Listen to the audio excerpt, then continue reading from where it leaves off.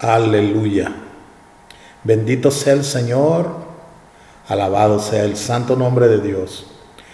Soy el pastor Danilo, este es el canal del pastor Danilo y estoy aquí listo ya para llevar hasta donde usted se encuentre una palabra poderosa, una palabra maravillosa con el objetivo de edificar su vida espiritual, ¿ok? Quisiera hoy abordar un tema que alguien me mencionaba, un buen amigo, un pastor de iglesia, gracias a Dios, un hombre de Dios, me hablaba de este tema. Creo que hay temas de los que, uno no siempre quiere hablar, pero que son de vital importancia en realidad, pues, para la salud de un organismo. Por ejemplo, muchas veces las personas no quieren ir al médico porque saben que tendrán asuntos que revisar. Igual en algunas familias hay algunos temas que no se tocan para mantener la paz. Pero si fuéramos al médico, estaríamos en una condición más sana, lógicamente. Algo similar sucede con este tema de la disciplina de la iglesia.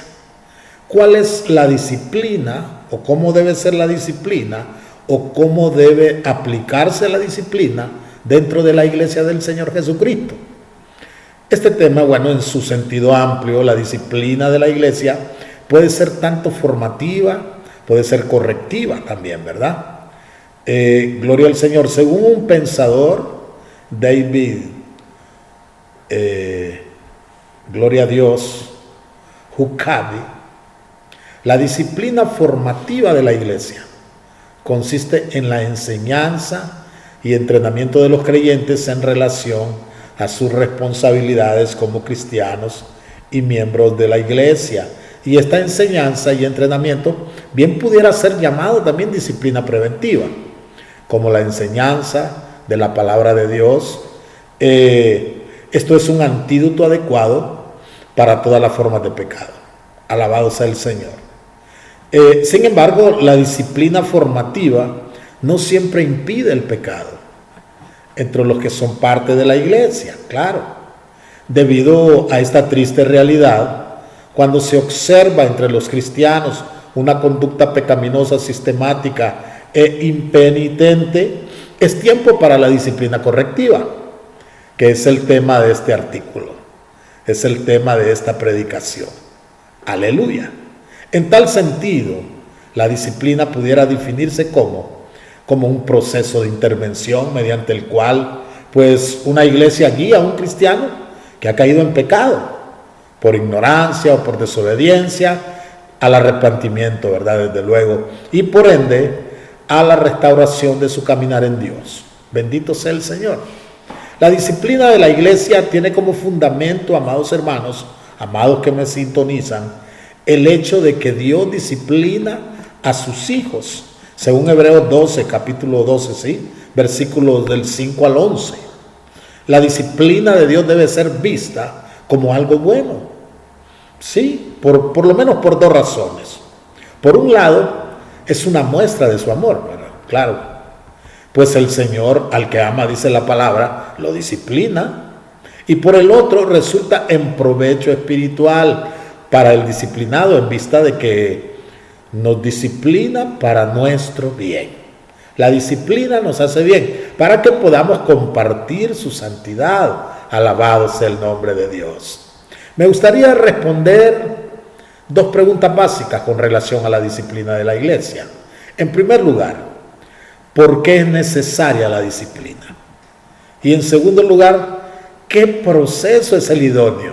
¿Qué proceso debe seguir una iglesia al aplicar la disciplina a un miembro de la misma? Gloria al Señor, gloria a Dios. Por un lado, sabemos que esto es un mandato, practicar la disciplina de la iglesia. Muchos cuestionan el derecho de la iglesia a intervenir en la vida de sus miembros. Algunos alegan que la disciplina resulta en una intromisión a la privacidad que es contraria a la libertad cristiana, ¿verdad? Algunos dicen, hombres se meten en mi vida particular. Otros conciben la aplicación de la disciplina como un acto legalista, porque al final dicen ¿quién, quien esté libre, quien esté libre de pecado? Pues que tire la primera piedra. Dije, ¿por qué me va a juzgar a mí si él es otro pecador? Y otro grupo entiende que la disciplina contradice la gracia y que por tanto no debería de ser practicada en la iglesia. Así manifiestan, ¿verdad? Diferentes pensares, diferentes puntos de vista. A pesar de la diversidad de opiniones, la palabra de Dios es clara, ¿verdad? La práctica de la disciplina de la iglesia no es una cosa negociable, no es una cosa opcional, es un mandato para toda iglesia. Es un mandato porque Jesús se refiere a ella en imperativo al decir: y si tu hermano peca, ve y repréndelo a solas. Amén. Así dice, ¿verdad? El discípulo de Jesús tiene el mandato de ir. Cuando la Biblia dice ve, lo manda, le ordena que vaya.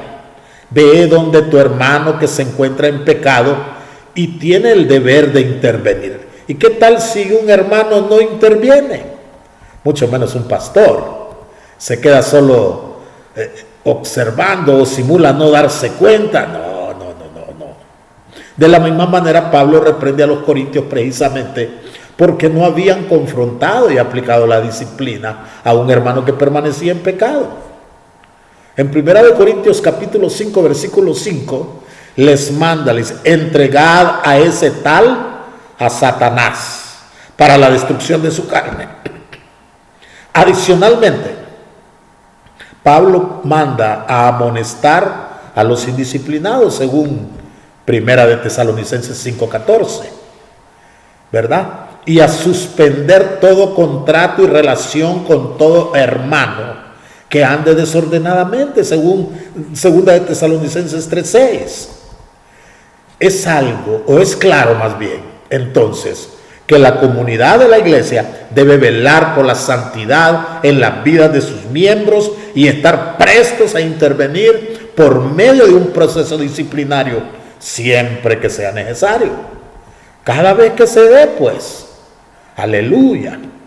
Ahora bien, el mandato a practicar la disciplina de la iglesia se basa en que es necesaria, y hay al menos 3 razones bíblicas que lo demuestran. Amén.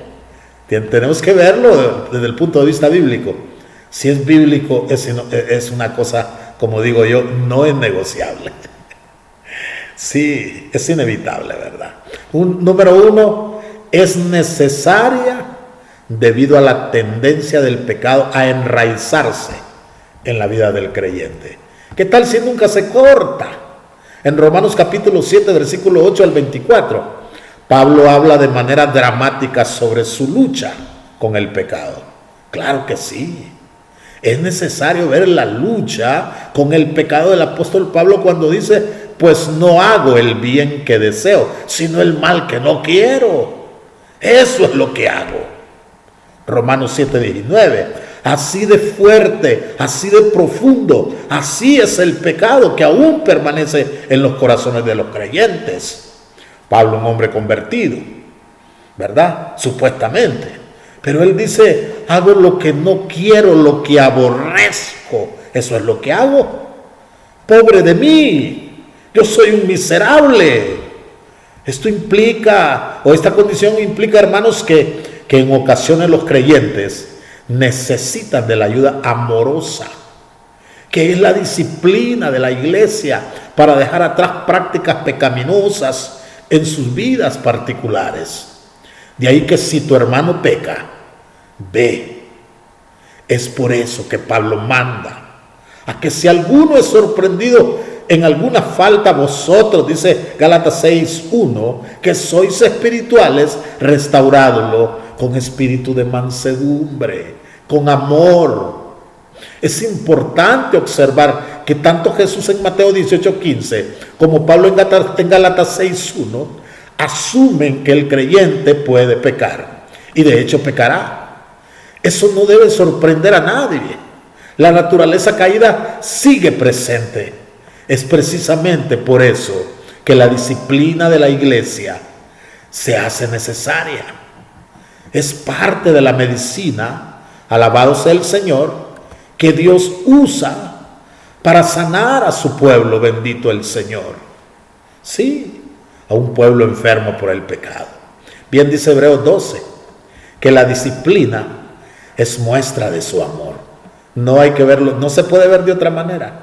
Esa es la verdad última. Es muestra de un amor auténtico, ¿verdad?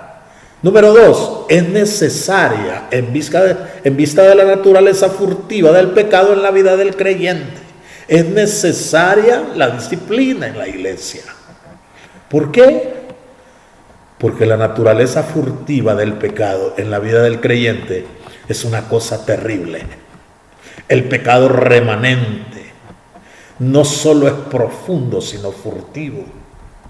Este término hace referencia a la tendencia de que el pecador tiene por diversas razones a esconder su pecado. De hecho, esta tendencia se observa tan temprano como ahí en el huerto del Edén, por ejemplo. Según Génesis 3:8, se indica que luego de que la primera pareja pecó, lo primero que hicieron fue esconderse. Se escondieron. Resulta extraño que Adán y Eva se escondieran de aquel que podía más bien dar alivio a sus conciencias y perdón a sus almas. Pero eso es lo que el relato reporta. Eso es lo que dice la palabra del Señor. Esta tendencia a esconder el pecado, pues es parte de lo que la disciplina de la iglesia trata de resolver, ¿verdad? Hacer como el gato, que esconde el sucio. Muchos creyentes no dejan su pecado a menos que se les señale, a menos que se les confronte.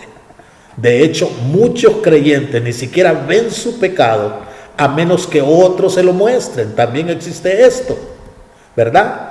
Dios sabe esto y por dicha razón deja instrucciones específicas para que en la iglesia nadie peque con impunidad, sino que por el contrario, unos velen por otros y les ayuden a caminar en santidad. La disciplina de la iglesia es necesaria también por este motivo. Gloria a Dios. Número 3, la disciplina es necesaria porque persuade a otros a no pecar. Amén. Adicionalmente, cuando la disciplina de la iglesia es aplicada sobre alguno, los que observan y son testigos de dicha disciplina son persuadidos a no pecar, sea en el mismo ámbito de la disciplina o en cualquier ámbito de sus vidas. En este sentido, las palabras de Pablo son sobrias cuando les dice a los corintios: vuestra jactancia no es buena. ¿No sabéis que un poco de levadura fermenta toda la masa? Esto dice 1 Corintios 5:6. El contexto de este pasaje pues es la disciplina aplicada a una persona que estaba teniendo una relación impura con la mujer de su papá, la mujer de su padre, según 1 Corintios 5:1.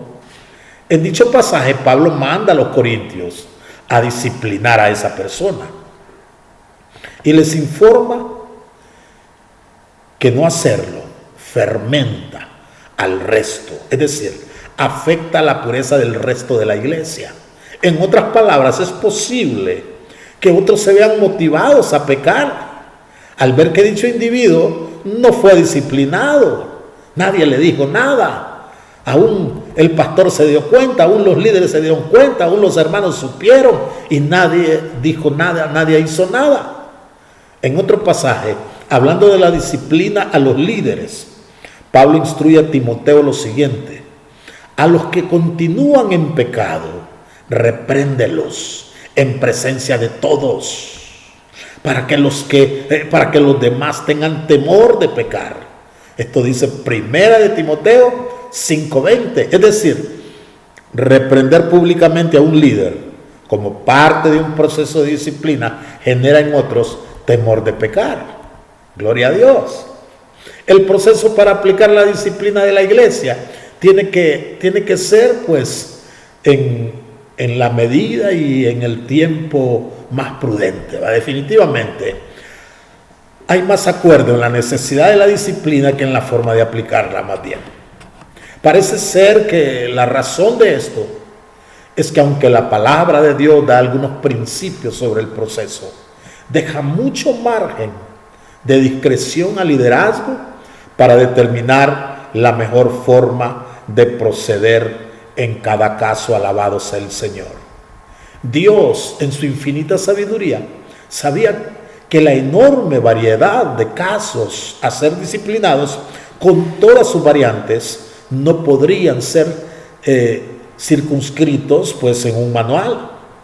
De ahí que cada proceso disciplinario, pues aunque guiado por principios bíblicos, requiere de liderazgo buscar intensamente la sabiduría para entonces poder aplicar dichos principios a cada caso particular, con el propósito de lograr la restauración del pecador. Quisiera mostrar pues algunos aspectos bíblicos a tomar en cuenta en un proceso disciplinario. Por ejemplo, la actitud. El pecado del otro debe dolerle al que lo confronta. Amén. ¿Verdad? El hermano peca. Bueno, es parte del cuerpo de Cristo, y su condición debe producir, pues, hombre, consternación, compungimiento, tristeza. Cuando alguien es sorprendido en alguna falta, vosotros que sois espirituales, dice la palabra, alabado sea el Señor, vosotros que sois espirituales, dice, restaurarle en un espíritu de mansedumbre, mirándote a ti mismo, contemplándote a ti mismo, no sea que tú también seas tentado. Hay dos actitudes que debe exhibir al que confronta, a saber, bueno, mansedumbre y humildad. Dos actitudes que debe exhibir el que confronta. Y una es mansedumbre y otra es humildad. La combinación de estas dos actitudes suponen que el pecador siente al que confronta como un hermano y no como un juez. Alguien que está por él, no contra él. Aleluya. Esto es importantísimo. Que la persona que está siendo confrontada sepa que eso no es para mal, y que la persona que está ahí confrontándolo más bien es un canal de bendición, es un canal que lleva la cura, que lleva la medicina al mal, ¿verdad? Lamentablemente una mala actitud pues más bien en estos casos boicotea pues el proceso de disciplina, y lejos de restaurar y alejar al pecador de verdad al arrepentimiento, más bien es una piedra de tropiezo. En eso se conforma, ¿verdad? Gloria a Dios. Luego hablamos en Mateo, lo que dice Mateo 18:15, dice, el pecado del hermano es el gatillo del proceso disciplinario. Si tu hermano peca, dice así, ve y repréndelo. Parecería que el pasaje manda a confrontar todo pecado de todo hermano. La realidad es que si el pasaje es aplicado de esa forma, la iglesia se convertiría en un lugar donde abunda el juicio y la crítica, más que la gracia y la misericordia. Terrible, ¿verdad? En este sentido, gloria a Dios, Albert Mohler sugiere que a la luz de la palabra de Dios hay tres áreas que ameritan disciplina. Una es la fidelidad de la doctrina. Y número 2, unidad y compañerismo. Número 3, pureza de vida. ¿Verdad? En otras palabras, todo aquello que atente contra la verdad del Evangelio, la unidad de la iglesia y la santidad personal ha de ser considerado objeto de disciplina. Alabado sea Dios. Objeto de disciplina. Todo lo que atente contra estas tres cosas. Amén. La verdad del Evangelio, la unidad de la iglesia y la santidad personal. En ocasiones, antes de proceder, sería sabio comprobar si el pecado observado en un hermano es un destello ocasional del hombre viejo. Bendito Dios. O se trata de una práctica de pecado que caracteriza su vida. De comprobarse una práctica Y sin importar lo pequeño que sea el pecado, debe ser confrontado, ¿verdad? Ahora bien, hay pecados que a pesar de que no son una práctica en la vida del hermano, alabado sea Dios, por su nivel de gravedad, ameritan confrontación, gloria a Dios, ameritan confrontación y disciplina, desde luego disciplina. Desde que se tiene conocimiento del mismo, como por ejemplo un pecado sexual, imagínense usted, vaya, un pecado de estafa, por decir algo, ¿verdad? Y ahí, por ejemplo, pudiéramos creer que deben seguirse los pasos que la Biblia menciona, también para aplicar esto. En Mateo 18, versículos 15 al 20, establece los pasos a seguir una vez se determina que un hermano debe ser confrontado con su pecado. En primer lugar, tiene que ser a solas. Cuando la Biblia dice, ve y repréndelo a solas. Si te escucha, has ganado un hermano, dice. Se trata, amados hermanos, de una conversación privada con el pecador acerca del pecado en cuestión. Uno de los aspectos más ignorados del proceso de disciplina es precisamente la instrucción a solas. ¿Sí? Implica además de que sea privada, que el asunto no sea compartido con nadie. Sí, que nadie más sepa. Si en dicho encuentro el pecador reconoce su pecado y se arrepiente, se tuvo éxito, gloria a Dios. Y hasta ahí llega el asunto. Bendito sea el Señor. Pero si no te escucha a solas, entonces dice la Biblia, llévate a 1 o 2 testigos más. Si lo anterior no funcionó, luego de un tiempo se convoca una conversación con 2 o más testigos presentes. La razón es proteger a todos los involucrados de falso testimonio, como el de aumentar la presión también sobre el pecador. Es importante, amados hermanos, tener testigos discretos para no llevar a cualquiera y que representen algún tipo de autoridad, sobre todo, ¿verdad?, sobre el pecador, como forma de persuadirlo a abandonar su mal proceder. Puede llevarse a una persona que ya tenga alguna experiencia en este tipo de cosas, ¿verdad? Y luego dice, si rehúsa escucharlos, entonces dilo a la iglesia. Si lo anterior no funciona, mi amado que me escucha, mi amado que me está observando, luego de un tiempo debe informar a la iglesia de la falta de arrepentimiento del que está en pecado. En este punto, en una reunión se le solicita a la iglesia que aquellos que conocen al hermano le contacten, le busquen, traten de hacerlo desistir de su pecado. Y si también rehúsa escuchar a la iglesia, sea para ti como un gentil y el recaudador de impuestos, sea como así, como una persona así. O sea como un pecador más, ya no será visto como un hermano en la fe. Si el hermano persiste en su pecado, luego de un tiempo entonces se procede a excluirlo de la membresía y de la comunidad de la iglesia. Esto es lo que se conoce como excomunión o expulsión. Gloria a Dios. En términos de Jesús, ¿verdad? Sea para ti como el gentil y el recaudador de impuestos, como un pecador vil, en otras palabras. Esto es lo que en la iglesia donde yo milito, la Iglesia de Dios de la Profecía, le llamamos desligamiento. Una persona es desligada, gloria a Dios. En términos de Pablo, la persona ha sido entregada a Satanás.